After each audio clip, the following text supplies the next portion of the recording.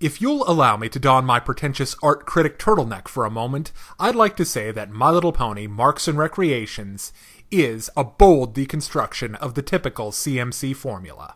Here let it be noted that bold and deconstruction are not equivalent to good. Okay, maybe, but I think we can call the episode a success. The problem in Marks and Recreations starts off when the CMCs kick off a Cutie Mark camp, where they help the blank flanks of Ponyville to find their destiny. However, one colt named Rumble isn't having it.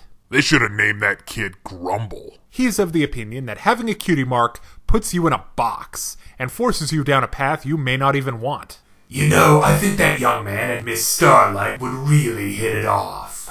True that. He even starts a rival camp, to challenge the CMCs and their Cutie Mark-loving ways. I think the most impressive thing about him is that he has a legitimate point. Much like Starlight, he points out how knowing your destiny can be a very stifling experience. That's a great setup for a character. Too bad they jack the whole thing up. Well, not the whole thing, but they do really undercut Rumble by making his real motivation wanting to be a Wonderbolt.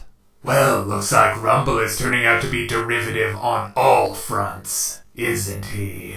The other major supporting character is Thunderlane, who's basically the most awesomest older brother ever. Now, the key to making a Captain Awesome character work mostly lies in what you don't do. Don't be obnoxious, don't overshadow the leads, and don't turn out to secretly be the villain. And Thunderlane checks all of those boxes. Now I want to examine the comedy in Marks and Recreations, which is very solid this time. First off, over the length of the show, Apple Bloom, Sweetie Belle, and Scootaloo have developed a nice chemistry. All their moments together work. And they have some really great lines, mostly from Sweetie Belle, who's the MVP here. Both for her reaction to Rumble's Cutie Mark heresy, and for her staying calm while talking to him. However, Scootaloo comes in a close second with her attention-seeking.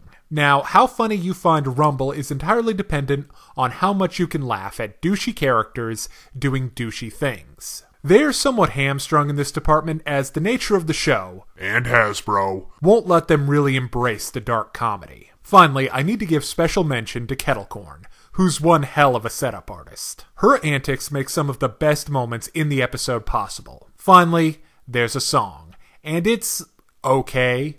Not great, no one's best work, really. I think the problem is that it just never comes together. It lacks the oomph of a real villain song, and the infectious charm of some of the more saccharine MLP musical numbers. The central message of rebellion just feels half-hearted because we know Rumble is ultimately going to fold on that position. But the tune is nice, and I dig that someone other than a main character got a song. Okay, now it's time to break down the good and the bad in My Little Pony, Marks and Recreations.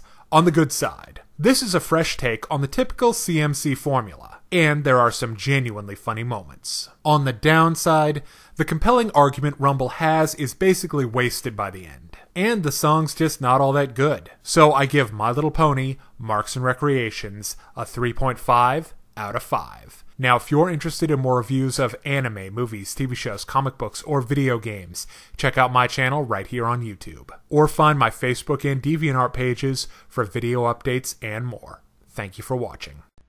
Hey kids, today's show is brought to you by the letter 4 and the number potato! I'm a stupid private.